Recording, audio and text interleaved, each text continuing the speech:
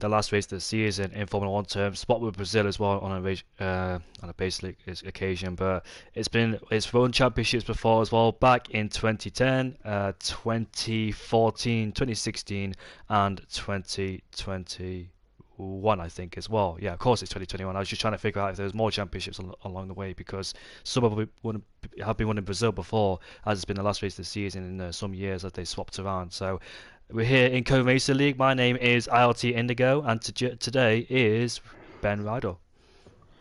Hello, how are we, Jamie? Not too bad, mate. And how are you doing? Fantastic. Looking forward to this. It's a very good track, especially with the renovations they did on it in 2021. I feel like it's much better for racing now, both in real life and on the game. So, yeah, there's going to be a lot of scope for drama today, I hope. I think I've just got some really great news, and I think I might have just won something. Yeah, I've just won something. Yes, let's go, boys. You just won Yeah. the lottery on live on the Cone stream. Is this what it is? No, no, no. I think, do you know, for EML there was like a giveaway or something, and I think I've just won that. So, yeah, that's Oh, you won good a news. giveaway? Yeah, that's good news tonight. I'm really happy about that. That's the first time I've ever won a giveaway ever since 2019 because I remember trying to get the 2019 game for Alright. free. But yeah, I'll not get carried away with that. I'll just go straight into a code which is more important tonight.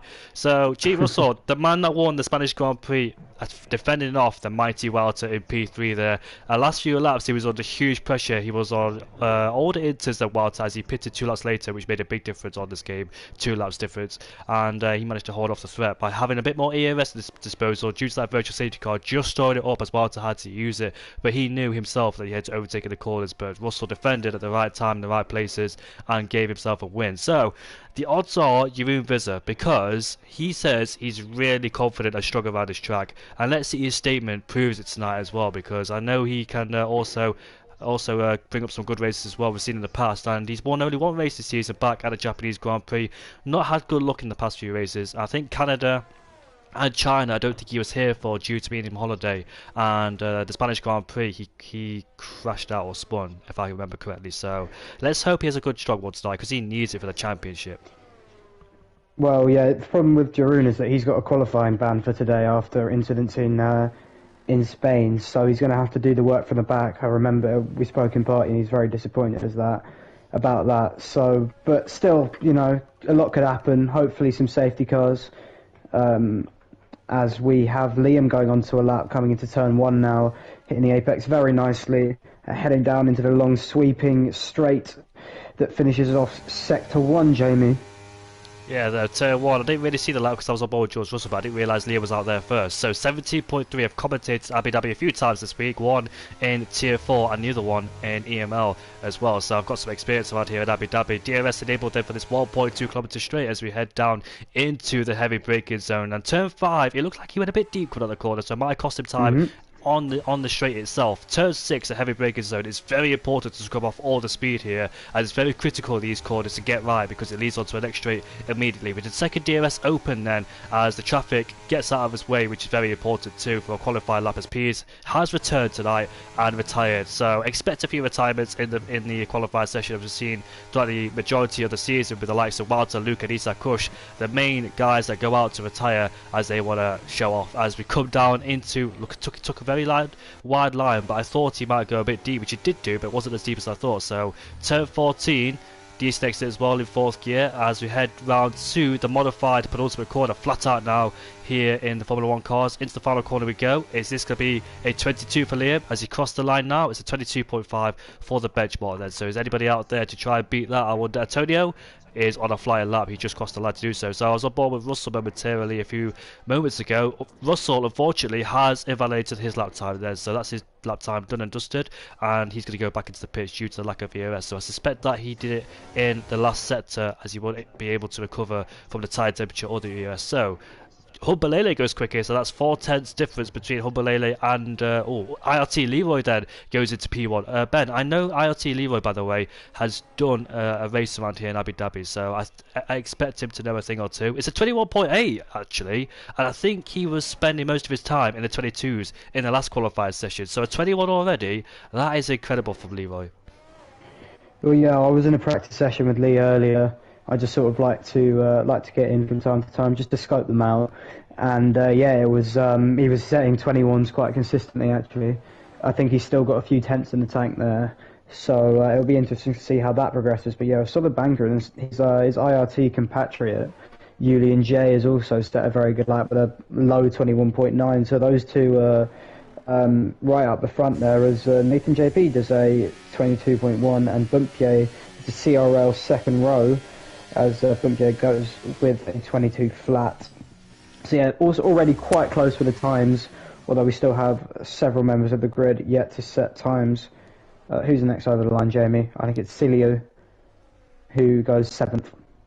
Yeah, Chihuahua, or Sahilu/Chihuahua, whatever you want to call him. Leo goes quicker then. It's a 21.7 for the Williams driver. Great lap from the Romanian. Also another IRT driver. IRT 1, 2, 3, 4, 5. Incredible. So IRT are currently dominating, but I expect to see the relentless boy Walter with P12 to be up there, as he's currently invalidated his out laps, in lap, or flying lap actually. So yeah, I don't expect him to qualify, as he loves to start at the back. Resify, Vapor Shadow out there. Resify abandoned that lap time, not quite sure what happened to him. His teammate, however, on course to quit towards the penultimate corner. Now is the final corner he goes. Let's see what lap time Vapor Shadow can set. A reserve driver who was at AlphaTauri back in Australia goes into P8 then, right behind Jewel Beam, only separated by 900s as well. So that's a quite incredible close margins. Jewel Beam, another driver who retired at the Spanish Grand Prix, but this time he's out there in 7th place, setting a lap, whereas his teammate Posh Evans, late arrival, so it's going to be his first flying lap at 17.5 in the first sector. So that's good lap time there from Leo,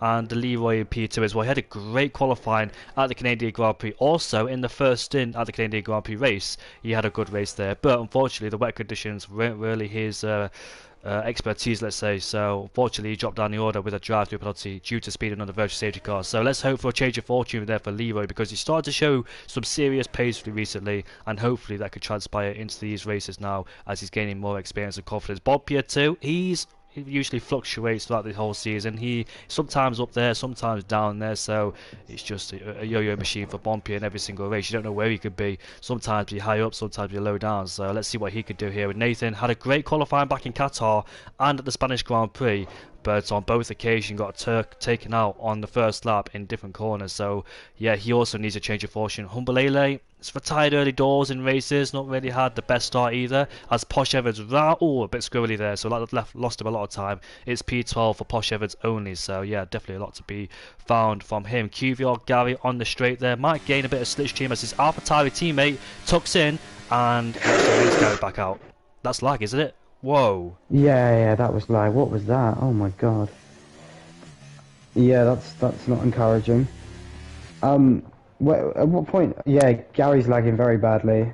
Him and that was Tony, I think, as well. I don't know if no damage has been done, but not sure what happened there. Anyway, just like to catch you up on an earlier mistake. I've been itching to do it. Leo is in CPI, my old team, not IRT. You said it was an IRT 123, and he left them, I think, a couple months ago. So he's got to make sure that the CPI gang are properly represented. Oh god, Gary's left the session. I'll try and sort that out for you, Jamie. Cheers, mate. Appreciate it. We've got Russell coming towards the line. It's P4 only for Russell with a 22.0. Then he's ahead of his championship rival as he slows right down to the line. So P4 for him on his second attempt after his first one got invalidated. Sweet Khan, I want to know, because he's been teasing me a lot this season in qualifying. Sometimes it looks like it's a proper lap time, sometimes it's not. So what will he do here tonight? Abu Dhabi, I remember him saying, oh yeah, definitely for sure. Missed the braking zone by miles there and went off the track. Antonio coming through turn 2 and turn 3 takes a lot of curb into turn 3, using all the track he can get away with as we head down into the braking zone at turn 5, braking at the 50-meter board, bringing the car in, hitting the apex there, and getting out wide as well on the exit, using all the track available to you on the right hand side. DRS enabled down this long straight, only 2 DRS zones. Interestingly, the DRS zone isn't on the straight. I think this is the only race that doesn't have the DRS on the main straight. On the finish straight, so yeah, that's quite interesting there why they haven't done that. Coming into turn 6 and 7, looks neat and tidy on the entry and exit, so good there from Antonio. It was turn 14, I believe, where he invalidated, so he's definitely looking to rectify that mistake. A 52.6 in that middle sector as we head into turn number 9. As we come out of it now, very easy to spin the car as well. We've seen contact there in tier 4 between Podishman and Palmer.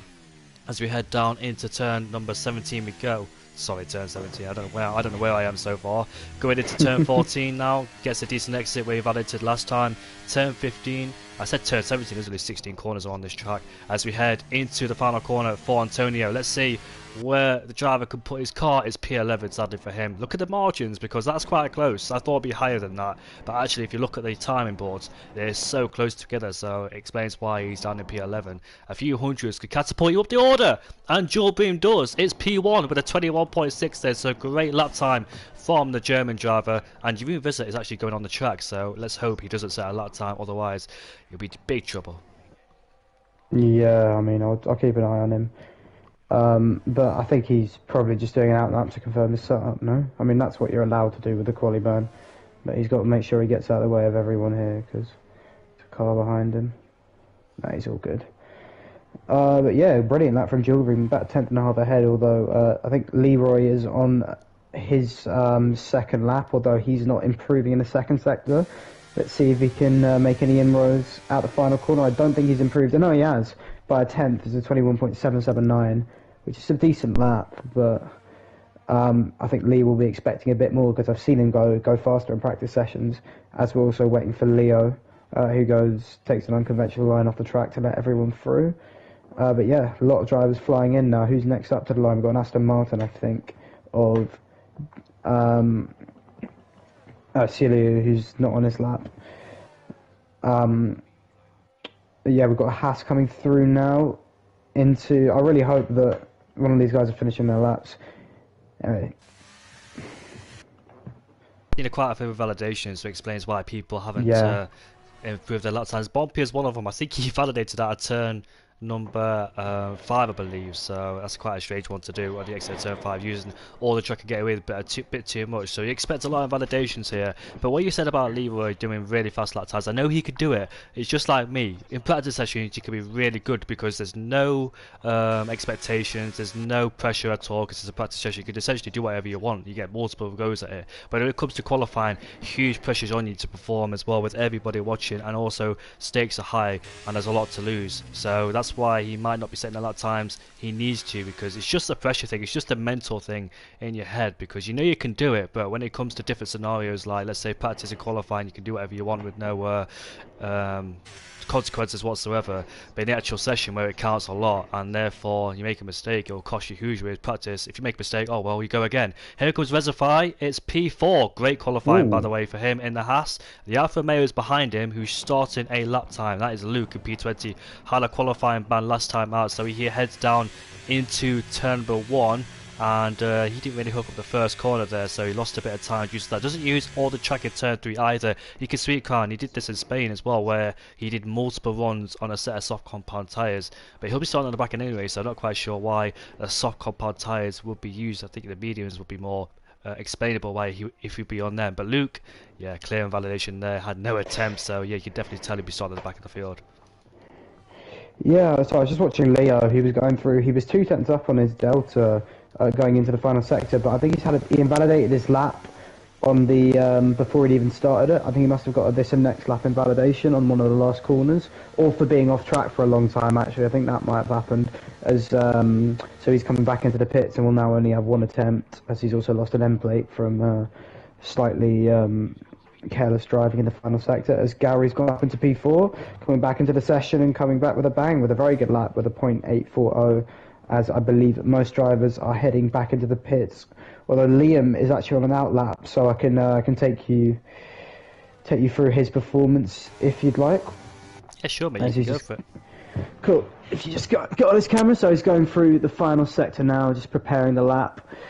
Have to open it up here really nicely and control the throttle perfectly when you're going through on a flying lap.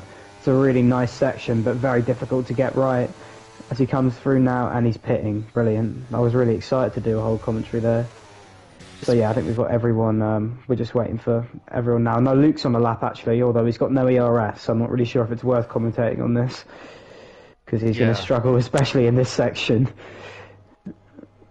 I'm intrigued Yeah, about he Leo. is. I'm intrigued about Leo, Ben, because he's not been here. I've only just noticed he's not been in the last few races, so I'm intrigued to know where he's been. But he's back and up into P3. I remember him at the Japanese Grand Prix where he took pole position, but ever since then just kind of disappeared. So it's glad to see him back and on the circuit. But yeah, he's got very good potential pace. I'll let you know if anybody's on a lap, and I'll let you commentate on it. I think Antonio's out there on our lap for you, so you can Yes. commentate over that if you want to.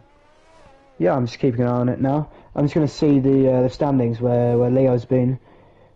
I think he's not a reserve, is he? I think he's a full-time driver. He is. I think he's a full-time. Yeah, he is a full-time driver, but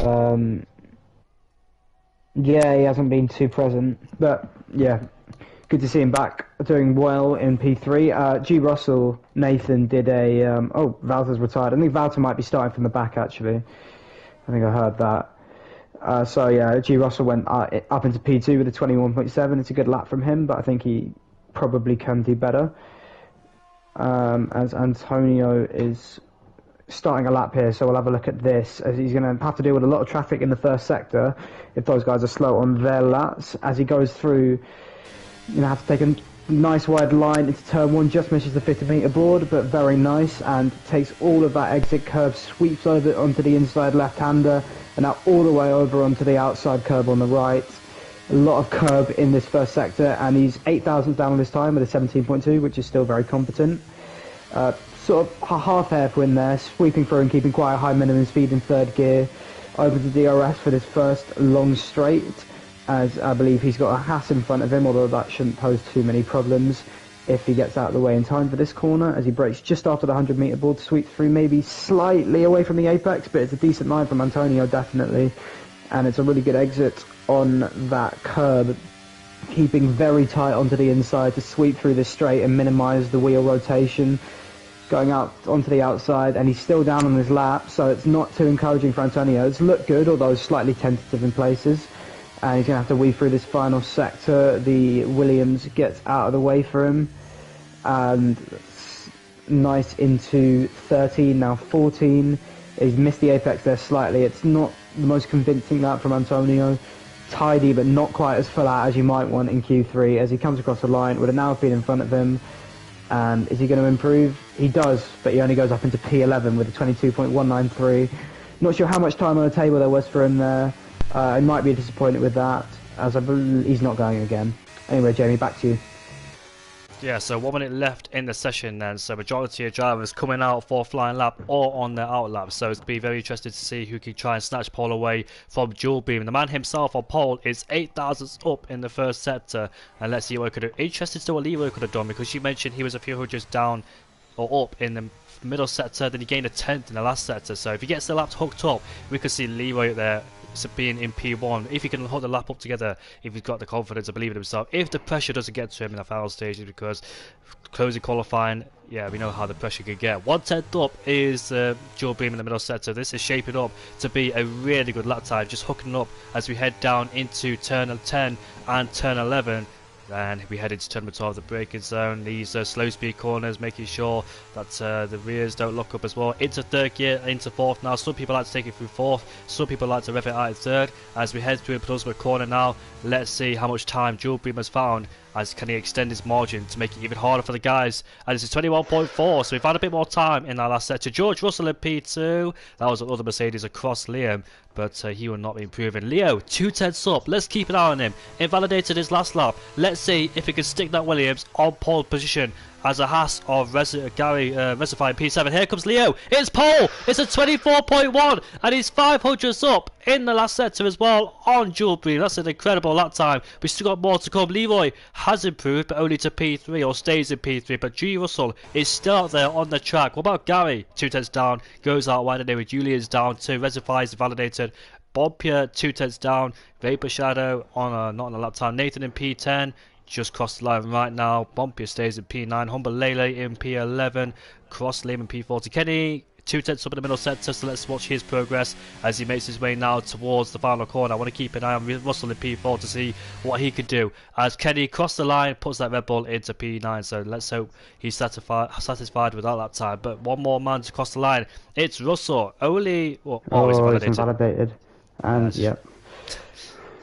Frustration there kicking in. It's understandable, of course, but yeah, unfortunately for Russell there, I don't think that lap would have put him on pole unless he found a substantial amount of time in that last sector. But it's P4 for Russell only, our championship leader, and it's going to be a very interesting race with the likes of Walter, Pease, Jeroen, and Luke down there as well, and Antonio. So let's see what those guys could do. Chihuahua, it's like reflected the Aston Martin's Royal Life performance there with doing very good, scoring a few podiums at the start of the season, and then coming towards the mid part he's just struggling. So reflecting on the real life Aston Martin, then hopefully he can find himself, because he's been off the pace in Canada, and China wasn't his strongest outfit too, now here in Abu Dhabi, but hopefully it's a change of fortune, because his teammate in P6 there, ILT Julian, he's always been a quick driver, and hopefully he can show us what he could do. I think he had a quiet race back in Canada. It's finished in the top 7 if I can remember correctly, because obviously there was a lot going on in that race, so I couldn't actually quite remember what happened to the rest of them. But it was Spain the last race. I meant to watch. In fact, Leo turned up for Canada, so he finished in P6. So apologies about that for Leo. But the man who starts on pole, the back of the Japanese Grand Prix, is there once again in P1, and the gap between P1 and P2 is half a tenth. That's very close between two. ILT Leroy, yet again, and another great performance there in P3. Russell in P4. QVR Gary in P5, also showing some great performances too. Julian in P6. Reservoir P7, Nathan P8, Kenny in P9, Bompia P10, Vapor Shadow, Humbalele, Antonio, Chihuahua, Cross Liam, Posh Evans, Sweet Crown, Peas, Jeroen, and Luke. Keep an eye on the guys at the back, because it's going to be very interesting scrap. Jeroen there gunning for the victory, as he desperately needs it and wants it as well, and thinks this is his best chance, but that qualifying ban hasn't done him any favours, so work a lot harder than he thought he would have had due to that qualifying ban. So hopefully he started down at P19, not even last either, so Luke didn't even have a qualifying ban, he just started last for the last there, but Jeroen starts P19, so one place up than he thought it'd be. Yeah. Well, definitely mixed up grid today. Good to see Leo doing so well again, and that was a brilliant lap. Yeah, really. Well, I mean, it must have been a bit psychologically difficult, because he invalidated his middle lap before he'd even started it, so that was a bit of a problem. But he came through, replicated the same performance, and nicked it by a few hundredths at the end. So great job from Leo. And yeah, so we'll have to see off the line, but it's definitely a mixed up order for today, and I can't wait to see how it unfolds. Hopefully fewer trains, more safety cars, more action. That's what commentators thrive off. Yeah, exactly as well, and hopefully we'll see a good battle down there, because Jeroen and Wild, every time they get so close, something dramatic happens. But not in Japan, not in Australia. They did a great job fighting with each other as well. Massive respect. And Maze in the chat supporting me. Thanks, Maze. And you know about my excitement in the beginning of the stream, because obviously you were there to witness it. But I'm so glad I got that, so I'm happy. Oh, there, the lights, the no formation lap. So we're going to go straight into the race then. I keep forgetting that, because we had it turned on yesterday. But here we go then. The grid is set and the lights are away. I think Leo's got a decent start, covers dual beam as he stays in P1. Battle's going on. I think AlphaTauri has just hit Leroy. That was Gary there, just outbreaking himself. Now Nathan comes through. George Russell, if you don't know. But George Russell up into P3 now, ahead of ILT Leroy. That turn definitely cost him, as he had to go out wide, coming out of turn number 1. Gave the place to Nathan. And let's see what De Haas does. It's up the inside. He's getting so tantalising close there. Due bound for contact, but somehow they make it out clean. And a few drivers dropping positions there. We've got a multi-car battle going on in the midfield there, with guys going side by side in definite groups. You can see there, almost 4 abreast as Bompia chooses the inside line with the Williams on the outside. The Red Bull and Nathan O'Kenny is sandwiched between the two. Bompia clattering the curbs. He's lost a few places in the process. Also the Williams there clattering the curbs. Bompia swoops around the outside to take back the position he lost against Nathan now. So they both clattering the curbs there. Definitely cost them. Look at Jewel Bean. Oh, they got so close. They touched, but thankfully not enough to cause a spin. And oh, look at that, Jewel Beam almost lost it, cut out turn number 9. Now Russell is all over the back of him too. They're going side by side. It's not a good place to fight whatsoever. We see contact there with Nico Rosberg and the rain cards came back in 2012, but thankfully they kept it out of trouble there. As you can see, yellow flags down there. Vapor Shadow and Antonio's had their own problems in the AlphaTauri in the Haas, as you can see Humbalele fighting for traction there, cut out turn number 14 on the medium compound tyres. So there's been a lot to commentate. I need to keep it on the tyres, but you really swap a place with Nathan. The Ferrari on Bob Bompio's gone out wide as they go side by side, coming out the final corner. Nathan is ahead of Jeroen for the time being. I think Jeroen was trying to overtake Nathan, but Jeroen, the highest driver who started further down the field in P12 ahead of Sweetcon then. So Sweetcon has lost out to Jeroen, and this is going to be an incredible fight between the two all race through. Yeah, fantastic start for Jeroen. As I was saying, he'd be opportunistic, definitely start from the back of the grid, and he's already gained 7 positions in the first lap, so really great stuff from him. Shadow got caught up in an incident with Antonio, who's also dropped down several places, so very unfortunate for Vapor Shadow, who's now had to pit and is essentially about half a lap down on the rest of the grid. So hopefully he can get a safety car or some sort of luck, otherwise his race is effectively over as Leo maintains the lead. Julbreen definitely, I know you commentated on it, but he had a real slide, just getting caught on the caught off the racing line on this turn 9 now. Much more stable through there, as I believe, did he get back through Nathan there, or did they, I can't quite remember what happened because we were distracted, but yeah, I think he was side by side with him to a certain point. But yeah, Leo maintains the lead, and everyone very close to each other within a second, apart from Shadow, of course. I think P's just tapped the back of Nathan because he had a slight slide coming out of there, turn 14. But on the last lap, Nathan got swallowed up by 2 people, Jeroen and Sweetcon. They're both on the hunt as Sweetcon is pressurising Jeroen. And Sweetcon also is on the medium compound tyres, so theoretically should be fast. As you can see a Ferrari going off the track there. That's Walter's teammate Bompia, who's having an excursion off the track there, and hopefully he can keep it in racing lines, because he has been struggling as well in that final corner where he got overtaken last time round, but currently defends P10 with Jeroen. If he stays in front of Walter, that'll be beneficial for his strategy later on, being on the hard compound tyres once you switch over to the preferred hard to medium strategy. But there's a spinner in the background. That's Posh Evans, who's just saved it there, thankfully. Almost looks like he was about to go in the wall, but here comes Sweetcon versus Jeroen. Let's see how hard they play this out as well. Will it be tactical? Let's see what happens there. They're both on that's Bompia, sorry. So I was wondering why, because I saw a hard compound tyre. I thought Sweetcon was on mediums, but that's actually Bompia, as Bompia then has been overtaken by his fellow Dutch compatriot Jeroen Visser, and Sweetcon moves ahead as well. And here comes Leo on Russell. He moves, they go side by side, and Leo looks like he's about to overtake Julbreen, but stays ahead for the time being as Nathan overtakes Pease. So getting caught up here as Pease is defending from Nathan, trying to do a switchback, but can't quite pay it off as we head down now into turn 14 with the leaders. So I thought Leo got the move done, but it turns out Julbreen just had the slight edge as he continuously been under pressure from the Williams right behind. Yeah, good work from Pease there. He's also making his way up the grid as Julbreen sets the fastest lap after overtaking Leo. Front three maintaining good place as Lee's looking to stay in decent touch with them, as after the little incident with Gary on the first lap. Lee's slightly lower on ERS. He's actually got about 50%, whereas the rest up to P7 have about 70. So be interesting to see how that develops. Of course, Abu Dhabi, a track known for expending a lot of ERS because of these big straights and fairly little braking time with the new renovations, as Reservoir is closing in a little bit on Julian. And Sweetcrown's overtaking Jeroen, so these guys going side by side all the way up from the back of the grid, as Sweetcrown's gone very deep there and he's made a bit of contact with Jeroen, sorry, Humbalelli even, and they're 3 wide into there, and somehow they've all stayed on track, but I'm not sure how that happened. Very aggressive from Sweetcrown. He definitely outbraked himself as Julbreen and Leo exchanged positions once again. No, they almost made contact, they did, and here comes Russell on Julbreen then, as Julbreen might lose 2 for 1 here as we head down into turn number 12 we go. There's so many battles going on. I did not know what happened between those guys further down the field. Jeroen is in P15, he's lost a lot of places. Somebody's fallen down the order. That's Humbalele in P18, crashed before turn 13 there, and lost his end plate 2 for good measure, as Julbreen all over the back of Russell trying to make amends after losing that place, after making contact. Leo was off the track, so plenty of battles entertaining us. Jeroen's in the pit lane, by the way. We did saw that 4 wide moment on the straight, and he's lost out big time now. Sweetcard's ahead.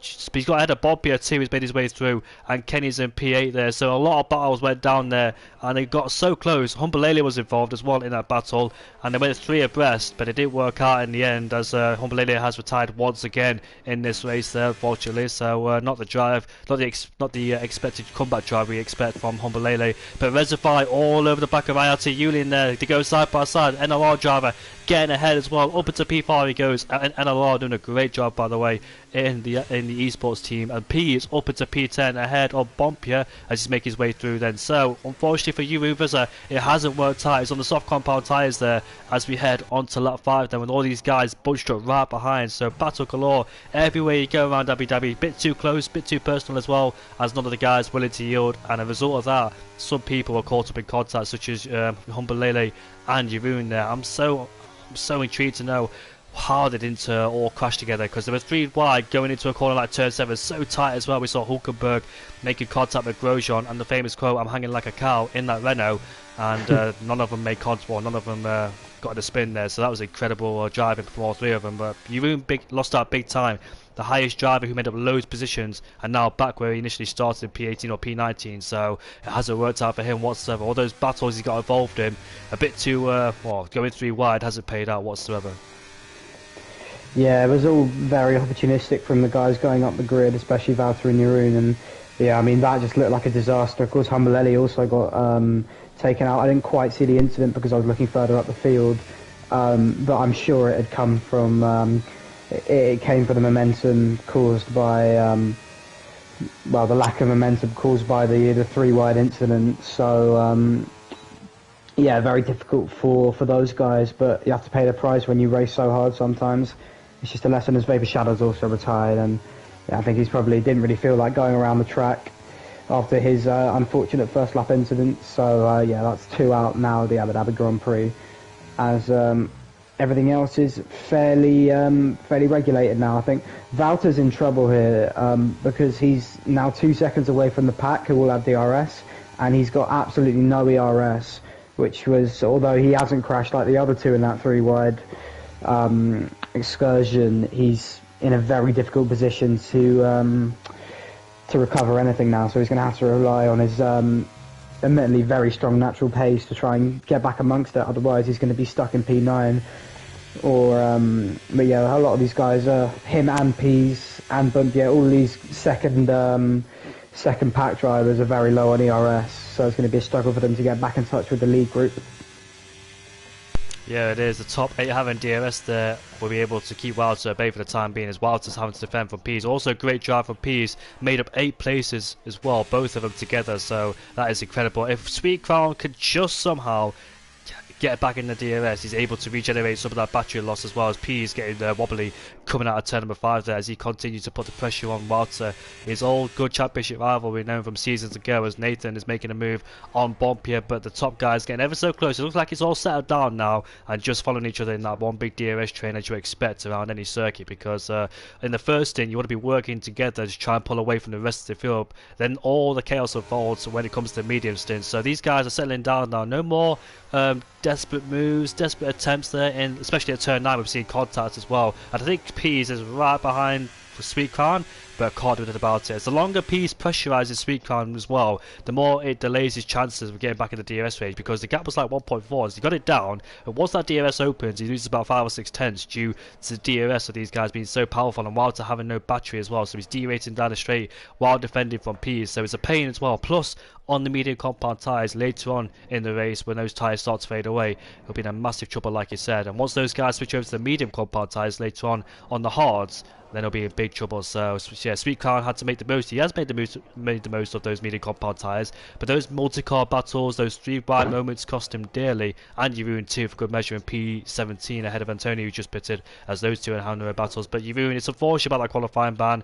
We know he's a good driver, but when it comes to midfield fights as well, you just want to make your way up to her as quickly as you can, like Sweet Crown did and the rest of them did back in Spain. But sometimes it doesn't pay off. A track like this, where it's very easy to make contact due to low surface grip around here, it's easy to slide around, and Sahilu side by side with Bompia as he gets ahead then with the helping hand of DRS. The Sweet Crown and Pease exchange positions then. Let's see how it unfolds. Pease later the brakes at the inside line, but Sweet Crown, will he go for the switchback? Pease there, a bit wobbly coming out of turn number 7 now as we head now on the straight. Sweet Crown has the DRS activated for the second straight. Let's see now, they go side by side, but easy pickers there because Sweet Crown had the DRS due to the detection point before turn number 7 and therefore got him on this straight. So yeah, they will see a lot of exchanging positions down at turn from 5 all the way to 9 due to 2 different detection points, which is great for racers as well, because you get the move done, you either can come back and do immediately with the helping hand of DRS. So it's all about strategic play here between the DRS play with all these guys. No DRS on the main straight,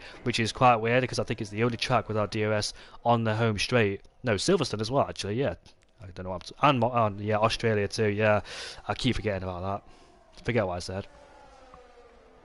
Australia has DRS on a home straight now. Oh yeah, it does. Yeah, it does. But Silverstone definitely doesn't. Anyway, yeah, these it did guys... do though. It did do years ago. I remember that. They opened DRS turn 1 and turn 2. Yeah, I know, but it was on the old track, wasn't it? No, it was I can't remember what year it was. They definitely opened DRS on the Silverstone track. Oh, what year was it? 2018, 2019? I don't remember. I can't. It must have been earlier than that, but yeah, they definitely changed it around. As so these two on the medium, slightly isolated. Valtter's still deploying ZRS. You've got none, mate, but guess I've been in that position many times before. Pease is slaving slightly more conservatively now, looking to maybe try and harvest some battery, because on that second stint when they head onto the hards, they are really going to need their they're really going to need to have some ERS in the locker, otherwise they're just going to get swallowed up by everyone on fresh and medium tyres. Yeah, I think Bubka's got a penalty, everyone else staying fairly clean on the circuit. Yeah, not too much going on right now. It's very consistent, very clean driving, which is of course a pleasure to the admins. When do you think we're going to see our first pit stops, Jamie? I think around lap 15, 16. Let's say if there's no safety cars involved, which there most likely will be. We've seen the whole season, especially down at Tier 4 where I commentate. It should be around lap 15 and 16 with our first safety car, medium compound tyres being used. So if the safety car came out now, could benefit the mediums, but later on, if lap 15 and 16 should be the pit window for these guys pitted. So when that happens and those guys still down there where they are at P9 and P10, it'll be difficult to come back from there. Indeed, with the rest of them on fresher mediums, with the track rubbering as well, better tyre life because less fuel. And we've got our Alpha, we've got a Haas there side by side. No, he's just pulling out the slipstream, so I thought he was about to overtake somebody, but just dodging out the slipstream there with the turbulent hair at the back of these cars. He almost hit the back of Leroy there, but thankfully not in contact. The top 8 in DRS chain. I feel so sorry for the likes of Yulia, Gary, Kenny, Rizafai as well, because they're stuck there down there in the lower end of the DRS chain, which is so hard to overtake because everybody's carrying the same speed. And Leo, despite being first place at Sweet Car in P9, overtakes Pease once again, as those two will constantly trade positions left, right, and centre. A bit of high-speed chess really, and they'll continue that. It's so hard. If one of these guys in the top 8 makes a slight mistake, put a wheel wrong, Walter could sniff a chance of being in the DRS range, or P's, depending what order they're in. So they best hope that one of those drivers ahead makes a slight mistake and get DRS off them, because they're disconnected from this train. You can see Walter just edging in these slow speed corners in the final sector, 1.2, 1.3, but when it's on the straight, that's where he loses about 5 or 6 tenths. And also with the battery gone in this Ferrari, there's no way he can recover that. And there's a Red Bull down there who's spun. Is that Jeroen? Yeah, it's Jeroen. He's had another incident pushing too hard, I imagine, on those soft tyres. And yeah, it's unfortunate for Jeroen. The quali ban in the end didn't serve him too well. And doesn't seem to be. Yeah, I think he's an AI. You can see by his throttle inputs. So yeah, he's not happy with his race, unfortunately. You can see there, G. Russell. Hope he's good. Sorry about that. No, go ahead. Yeah, I was about to say G. Russell made a move, also made a move on Leo there, but stayed behind. He closes DRS, so indicated he doesn't want to go for it. He's just strategically saving that battery there, just sticking with this DRS train. Here he comes then into turn mile line. He makes a move, and for the first time in this race he leads ahead of Leo and Jewel Beam, whereas Pease and Walter constantly trading positions there for P9 and P10, but Pease gets out of shape. Will Walter come through now? Will he take advantage of that? I think he'll stay behind because Pease has the race in line, but that was hot and mouth moment there for Pease, almost dropping it at the exit of turn 9, just oversteered, but thankfully saved the car then, and might have lost a bit of time due to that as well. You can see him in turn 13 and 14, who is struggling. I really hope Jeroen doesn't cause a safety car, because I know he's struggling out there. He's slowing down along with... They're both slowing down the straight, just want to catch up with each other, fight each other because they're bored, which is understandable of course, but I wish those two wouldn't be a bit too aggressive and just cause a safety car. We don't want that. It's been a good flowing race so far. No safety cars. I know those guys want safety cars because they're so far down. So yeah, but you can see Speedcar just understeering into turn number 3-4 there as he's in the dirty air of Turtle P's ahead, who's going to overtake him inevitably down the straight due to being so close and having DRS himself. But Walter trying to save ERS there now, being a DRS, but he's too close and used the ERS as well, so not really conserving there as he can't do with the lack of ERS he's having. But what about Leo? Is he going to make a move?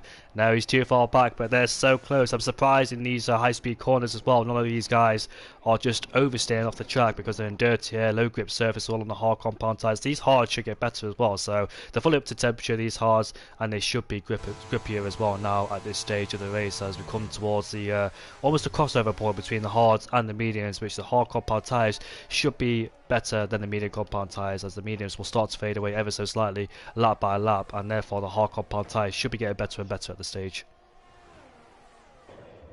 Yeah, definitely. Sweet Crown and Peace still unable to break into that DRS gap despite their very strong pace. And yeah, I think the lack of ERS is killing them, as you were saying. I imagine they'll probably come into the pits relatively soon. I'm not sure this lap. Yes, Valter actually, as I said, has gone into the pits. Although he's got a warning on the way. I think he might have cut the entry. P stays out with no ERS, so Valter's definitely going to undercut him. But let's see how the stop is. Of course, he's going onto the hard tyres and will likely be coming out.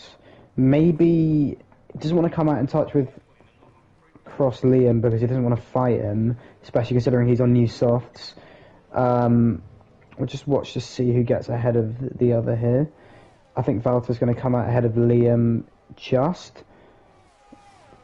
Although it's very, very fine margins. Yeah, he's got a couple seconds on him actually. So I could stop for Valter, but he's going to really need to push on this out lap if he wants to make some significant ground into the top 8, because of course they're going to have the RS throughout and he won't. Yeah, let's see how Valter does on this mini undercut on P's.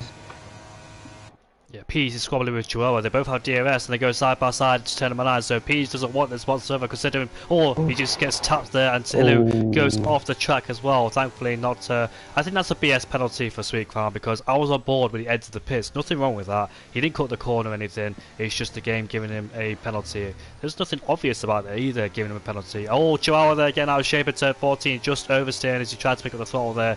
And Gary then, let's see what he does. He's in the pit lane along with the Aston Martin Julian then. So I think it's quite smart for these guys to pit, especially being in the lower end of the DRS train, because there's nothing you could do whatsoever. You're just stuck there in that DRS train, so pitting is the most wiser option to undercut these guys and hopefully get ahead of them and be further up in that DRS train. So that's why they pulled the trigger earlier than the others then. So others have to respond now in that train, and it's all kicking off. Kenny unfortunately dropped out of the DRS train because he was last in that DRS train. The two ahead have pitted, and therefore he's disconnected from it with other two pitted. So that's definitely cost him there as well in P6. He might lose out as well due to not having DRS. Leo versus Nathan. Will he go off into turn number 6 then? No, he stays behind for the time being then. So I think it's wise if these guys don't fight now, because they know the guys behind, such as Julian and Gary, going for a pit stop will definitely undercut them if they continue squabbling like this. But Joe being put under pressure on Leo, who's putting pressure on Nathan then. We're going side by side, but Nathan lays the brakes there, and he was so late that he still made the corner. Great job from defending from George Russell once again. He knows how to defend after doing it against Wilder for the last few races. As Bonpierre is ahead of Luke, and Peace has pitted. He's rejoined, well, further behind than Sweet Crown. So that's quite big between Peace and Sweet Crown. It's actually Julian is fighting with Sweet Crown now, and you can see that the undercut was quite impactful for Sweet Crown because he was outside the DRS train, and Julian, who was in it, has Leroy and Reservoir going through now because Russell, Joe Beam and ILT Leroy and Kenny have pitted then, so there's their pit stops. Let's see where they rejoin. This could be very intense now between those guys. Will they slot in between Julian, Sweet Crown and Gary? As you can see there, Sweet Crown putting pressure on Julian there unexpectedly as well, because Julian's on a brand new set of medium compound tyres. You expect him to pull away, but Wilder there finally having DRS, I can use it now, but he's on the hard compound tyres, so he might struggle in comparison to the rest of them. But let's see where the rest come out. Where's Russell going to rejoin in front of this? It's going to be, there he is out of the pit lane. Leroy's coming through as well, and Russell rejoins ahead or behind Julian, and there they are then, all in one big DRS train, with Sweet Crown also going for that pit stop. Got himself in that DRS train too. Yeah, that's brilliant. Opportunistic from Julian. He was sitting about fifth or sixth in the train, I believe, and he's now gone up into provisional P1.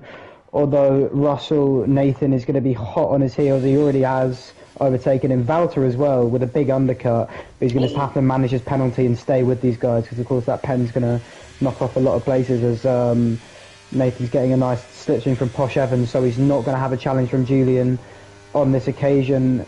I think Josh is he going to let him through? No, so Julian needs to get behind Josh, needs to get in front of Josh because otherwise Nathan's going to have a clear run. He's gone for a little switch back on the outside. The old McLaren on the old hards versus the Aston on the new mediums. He outbrakes him, tries to go on the outside, swooping into the inside. And he's come across, he's very close to his tyre. It's very intense racing. A little bit of a tap there, but Julian stays ahead for now. Josh stays ahead for now. And that's a disaster because Nathan's already pulled 2 seconds on Josh.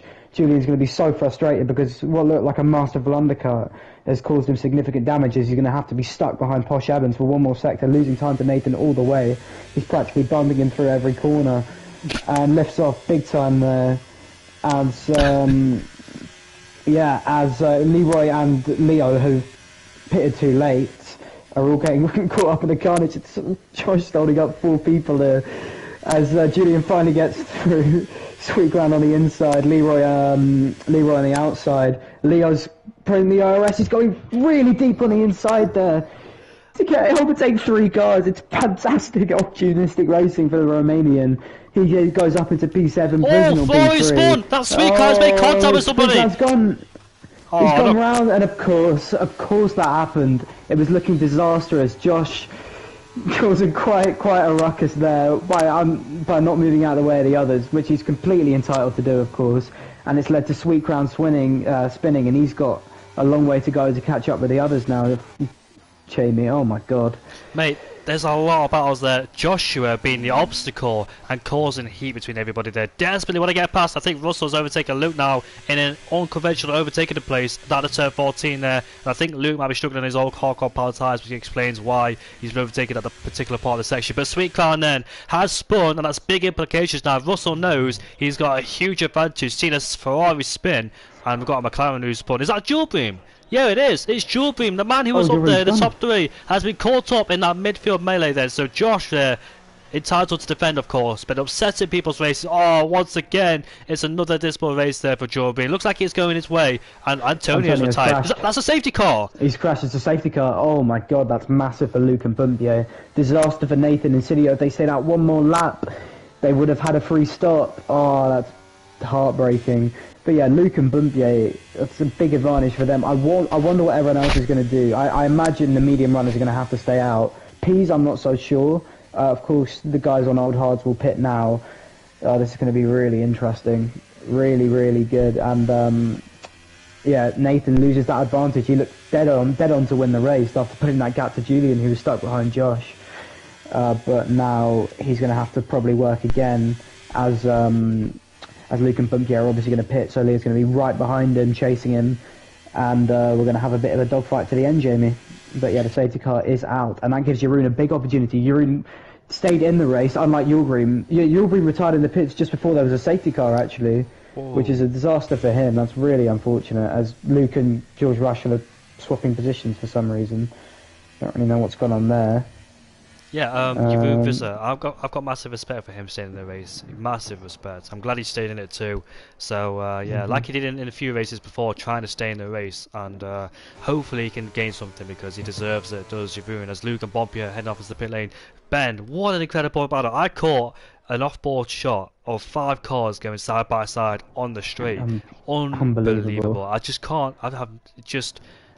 You just won't believe it at all. That was a lovely screenshot I just took of 5 cars going side by side. Posh Evans disrupting people's races because they would have progressed. Instead, they're being blocked by a car on older tyres.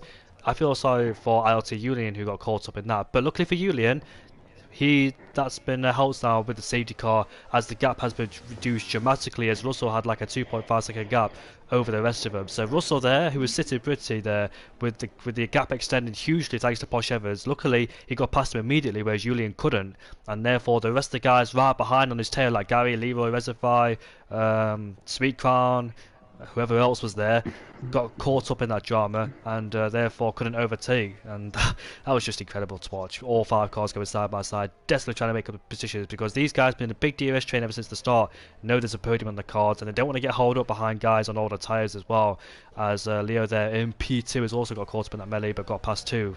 I just want to rewatch that battle because that was just incredible to watch, with Posh Evans there really hurting people's races. Yeah, it was a brilliant battle. Really, really entertaining. Added a really, really good spark into this race. Josh, I'm willing to let the guys through, and causing a brilliant bit of drama. But yeah, Leo had a brilliant move there. That's why he's in P2. He went up the inside of 4 cars right on the left side of the track and got ahead of everyone with a really, really nice tight exit, and sort of very good strategic ERS deployment as well.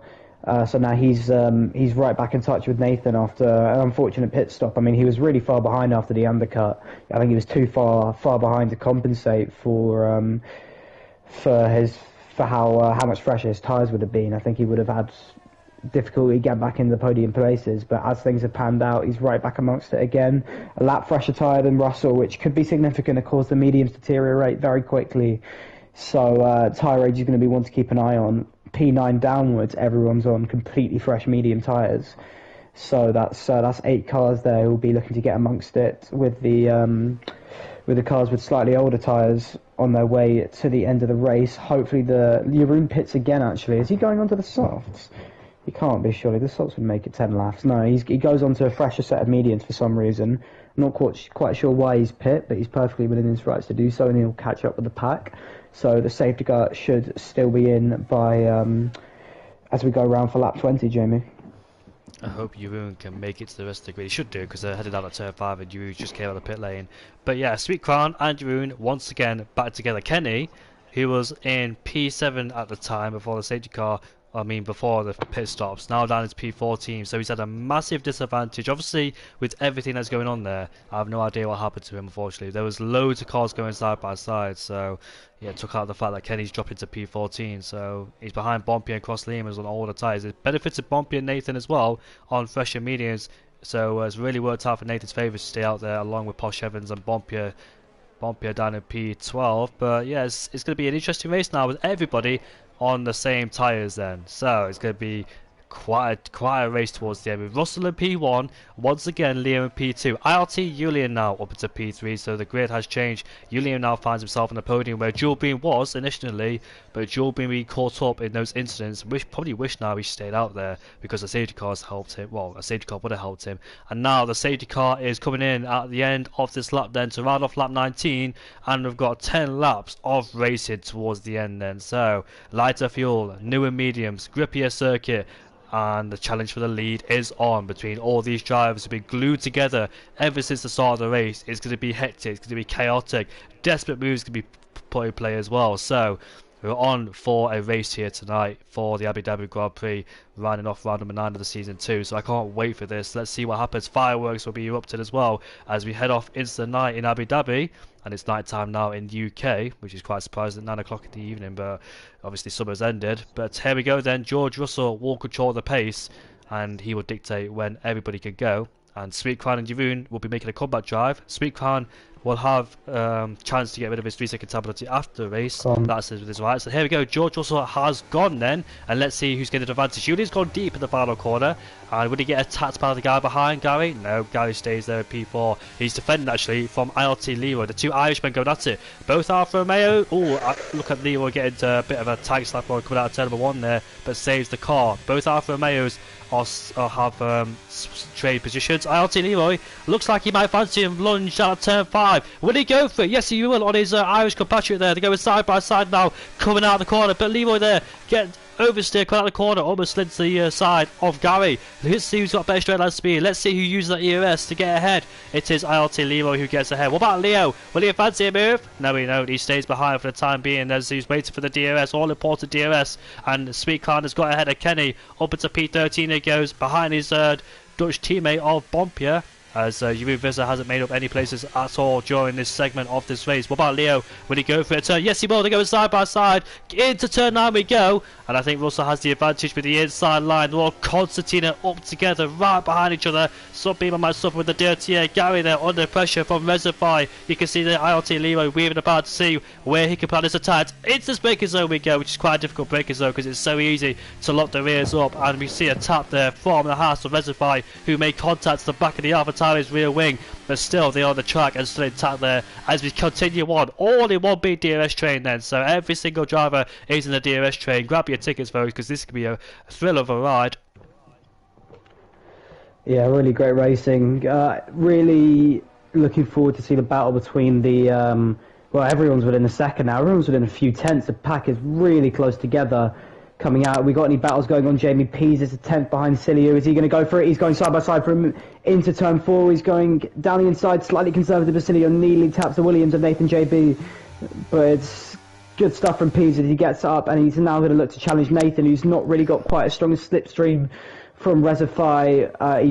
Both are deploying their ARS, and it looks like the train's going to stay as it is for now. Oh no, Pease has a look on the inside. It's an opportunistic move.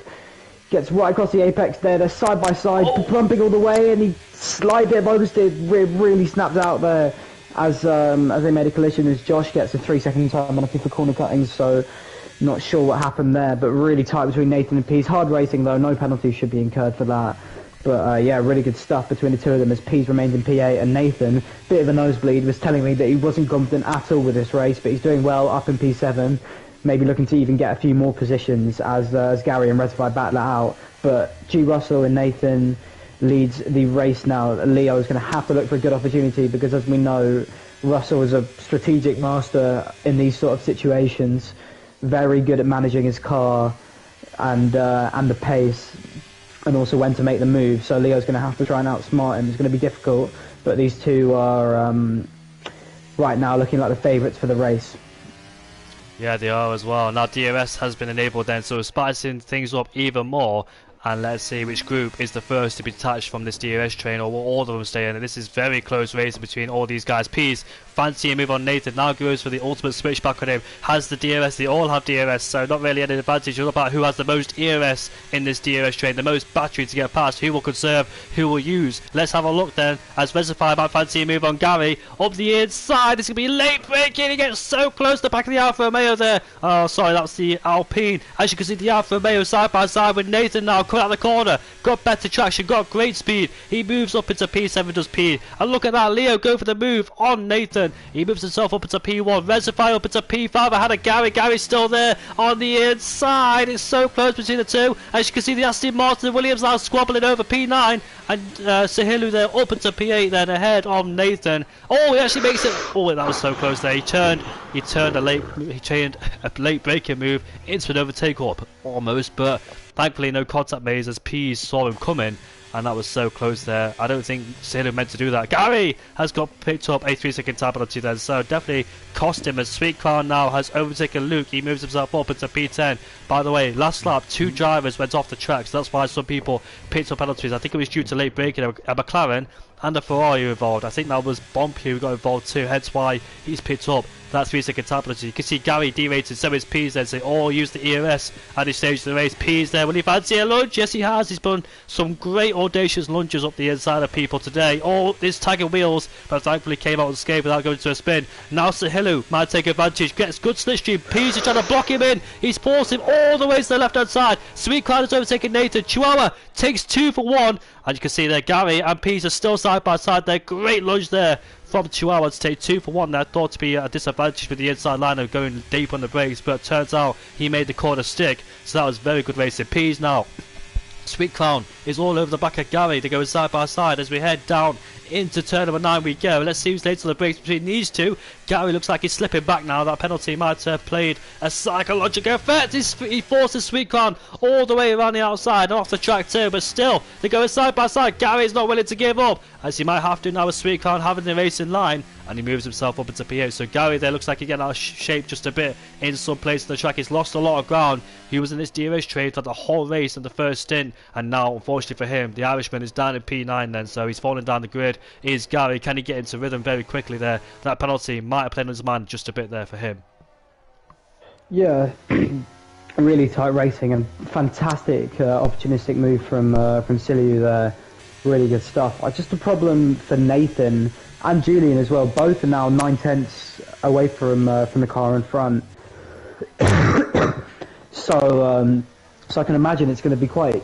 Nathan's still got DRS, of course. So we'll move. Contact made, sorry. I'm so sorry to interrupt. Contact made. Gone. Oh, that's a shame for Gary.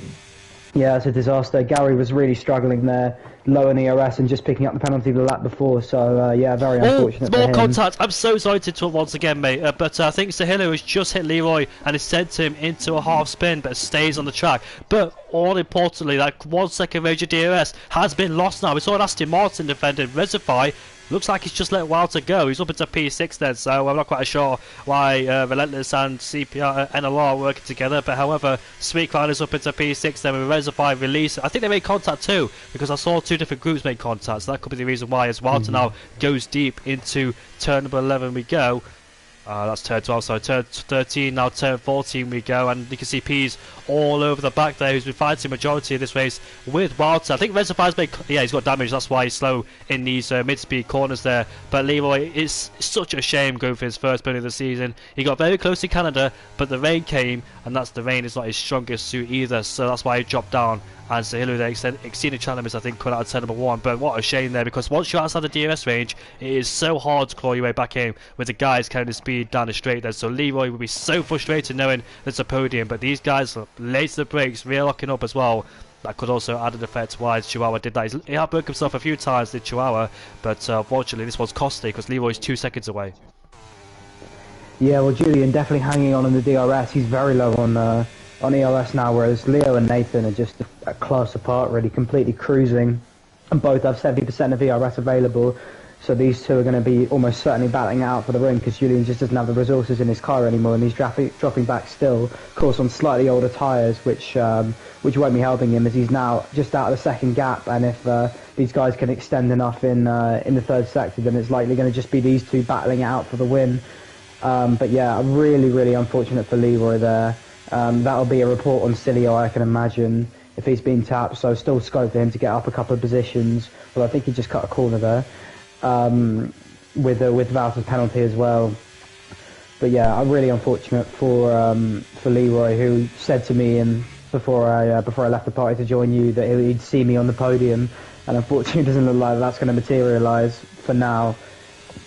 But of course, there's still room for development in the way this race pans out. Julian's managed to catch up in the middle sector, in the final sector. So these three still going neck and neck here in the fourth last lap of the race. Nathan gets very close to the rear of Leo, coming into turn 4 there, although his exit is slightly compromised, as Reservoir gets a penalty for speeding in the pit lane, and I can imagine he's probably going to bin off the race now. Yeah, really unfortunate for Reservoir. He was doing so well consistently.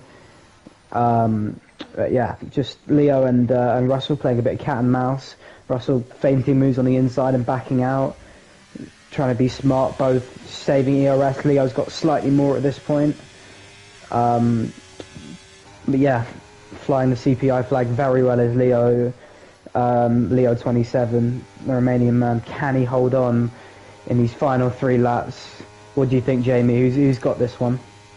Oh, it's a hard question, really. It depends what happens on lap 28 if Russell decides to overtake him, and Leo there, P2 might get him back. But it all depends who's out in front on the last lap, really, because you got 2 DRS zones, so it's all about tactical play here. Let's say if Russell's in P2 on the last lap, will he get him down at turn number 6, or will he wait for turn 9? Because the guy behind will have DRS as well. Also, with the helping hands of the ERS, he's got a lot at his disposal to use. So has Leo. So Leo's ERS management has been really sufficient tonight. Julian there taking a very good line coming out of turn number 1 there to try and get closer towards Russell and Leo there. But it's going to be a close fight between Russell and Leo all the way to the checker flag. By the way, it's been a fantastic drive for CPI Leo representing the team there, and he's done a fantastic job so far. But still a lot of work on his hands tonight, as George Russell is focused on the championship, whereas Leo is probably going for his first podium of the season. So that's all he's focused on, and the first win if he can get it. But let's see what happens. It's all down to lap 28, lap 29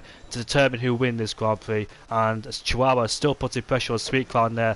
I don't think Sweet Clown has any chance of if Sweet Clown does lose this championship, we all know why, because he's been disqualifying himself from qualifying. So if that does happen towards the final race of the season, then yeah, we all know why he's lost out of the championship. So these points are very crucial in a short season like this, because we want to get more seasons underway on the F1 23 game, as the F1 23 game is the most favourable out right now. It's much better than the F1 2022, as all of us have forgot about the game immediately. I can't remember about it anymore. But yeah, Sweet Clown's under huge pressure from the guys behind, like Chihuahua, Pease, Leroy, Luke. Oh, it's a shame for Leroy. He's lost a place towards Pease as well. He went up the inside, I think, at turn 5 a few moments ago. And lap 28, lap 29. Let's see where the pendulum swings to. Will it be George Russell or will it be Leo? What about you, Leo? What can he do in P3? Not a lot, actually, because like you said earlier on, he hasn't got the tools to attack against Russell and Leo then. So it's going to be down to these two, unless they make contact and Julian slips through. Well, I expect both of these guys as clean racers to keep the battle clean. But yeah, Julian's definitely going to be amongst it. He's done really, really well, I have to say, keeping up with them with this with depleted ERS. And yeah, he's kept a really consistent gap. So let's see, is George Russell going for it? He's closing, he's not using his ERS. I think he's going to go for a last lap move. He's looking at the inside, and yet he backs out, lifts and coasts into the first chicane. Will he do the same into the second? Neither of these has the pace advantage on the other to pull out a big gap in the final sector, so it's all going to be strategic. He uses DRS again, put a bit of ERS on, but not too much. Both of these have plenty to play with. He's going for the inside. He is going for a move, George Russell, and he takes the lead of the Abu Dhabi Grand Prix. Leo just behind. He's going to have to stay really tight to him now. Julian also looking in. Needs to be battling it out. Really, really nip and tuck here. George Russell's going to try and close and maybe get overtake on one straight and make a move on the other. I'm not sure what his plan is, and Leo goes slightly wide, and Russell gains a bit of time into this final sector as they come onto the final lap. Jamie, let's see what happens here. It's just a few seconds to go, and then we'll find out who's going to win this race. Brilliant racing from these two so far, and really, really interesting strategic battle. Yeah, less than 3.6 miles, 5.2 kilometers left of this circuit to go. As you said, he went off at turn 1, so cost him time. There's 2 DRS zones to come for Leo, as he's got a lot of ERS in his disposal, and George Russell's got the half a mile that Leo has as well, unfortunately for him. So will Russell be exposed down the straight? If he can get the DRS of Gary, might help him. He's just further up the road, but I don't think he'll slow down, because that'll definitely be a race fix there. But Leo then in the DRS of Russell. Will he make a lunge? No, he's too far back, so he needs to get a good exit out of turn 6 and turn 7. Same can be said for Russell. It's all down to these slow speed critical corners, and now the exit of the corner with DRS enabled. Once again, it's Leo's closer than he was on the last straight, but will he be close enough? That's the question. As you can see, Nathan's derated. Leo knows it. He's going to go up the inside, but he can't do it because Russell closed the door. Pease versus Walter once again as to go side by side into turn 9. Let's see who gets ahead, and it will be Pease for the time being, but Walter's still there as they make our way now into the last part of the racetrack. It's been a great defense. Sweetcon switches to the inside line coming out of turn 12, now heading into 13 and 14. You don't want to go outside here because you exceed track limits, but they're still going side by side. Out of turn 14 we go into the penultimate corner now. Sweetcon is the inside line, and again into the final corner. Russell wins the race. Sweetcon overtakes Pease, but when he gets it back across the line, it's going to be so close. Oh my goodness me. Pease gets ahead of Walter due to penalties, and Leo's left. He finished in P2. That'll be classified for him. But what a race from Russell there to finish in P1. He was derating on the straight, used all the battery. Leo there tries to go to the inside. Russell closed the door, took the racing line, and what a fantastic drive there from George Russell. Once again, like in Spain, and here again in Abu Dhabi. This time he was putting the pressure on, and he did it really well as well. So I'm really happy for him. Once again, he's getting his second win in second win of the season in a row actually. So what a fantastic drive from him once again as he extends his championship lead over Walter. Walter might want to consider now not disqualifying himself, because he's losing a hell of a lot of points, as he knows he's got the pace to be up there with George and fight with him. But now, within a few races to go in the season, it's going to be serious now for Walter if he wants his 3rd championship, because we know George not making any mistakes. He's planning to attacks at the right time. Sweet Cloud's going to take his qualifying serious now if he wants to put a fight against George. Yeah, great race again from George Russell as he takes the podium, flying the British flag. Brexit means Brexit. Yeah, really great stuff from him again. Great race from Leo as well. Really happy to see him up there. after he got, I believe, quite unlucky in Japan, missing out on the podium. And yeah, good stuff all around. And yeah, really happy to see some new faces being successful.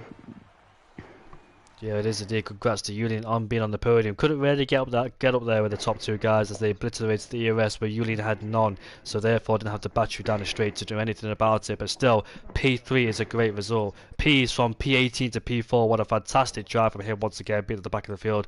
Not classified on the podium because the game does this. By the way, I think we need to introduce a rule not to leave the session until like afterwards, because this glitch is still there, by the way, where you retire and it drops you somewhere down the order where you're not supposed to be. So yeah, Leo there is on the podium, and he might have left in frustration there, but still P2 is a great result. I think it's his first appearance on the podium, and he's done Ben proud as he's in the ILT CPI team. Sorry.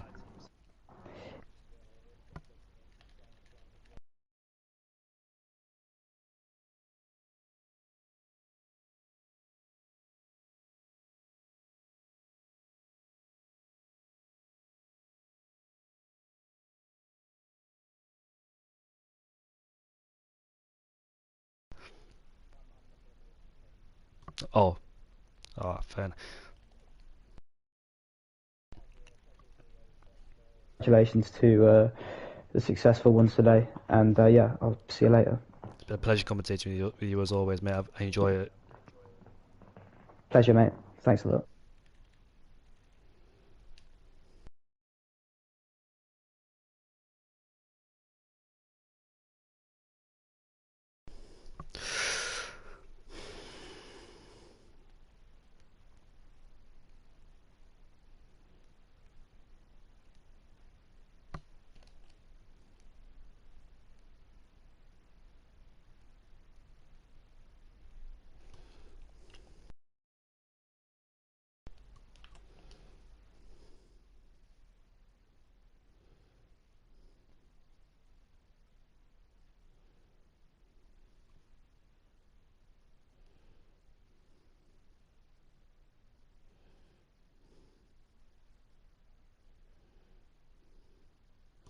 So I invited the party, and hopefully these guys will join.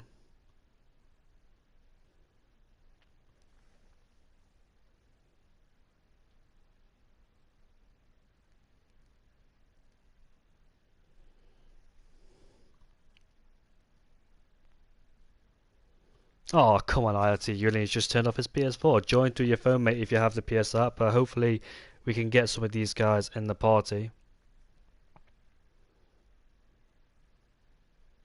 If not, it'd be easy for me and I could just head straight off.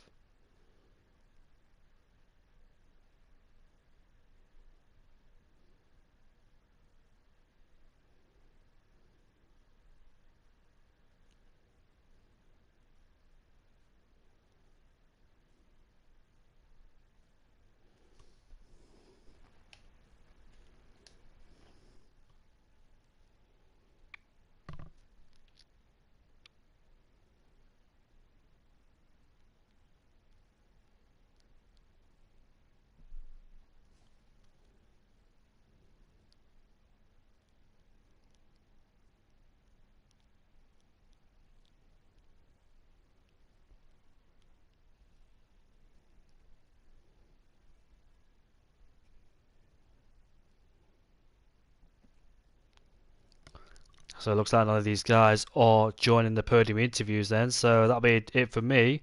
Hopefully you all enjoyed that race, and I'll see you all next time out.